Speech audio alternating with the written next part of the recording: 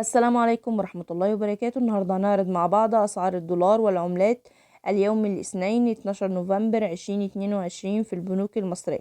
بس في الأول ياريت نشترك في القناة ونفعل زر الجرس عشان يوصلنا الأسعار البورصة أول بأول وكمان الأحوال الطقس. ويلا بينا نشوف أسعار العملات في البنك الأهلي.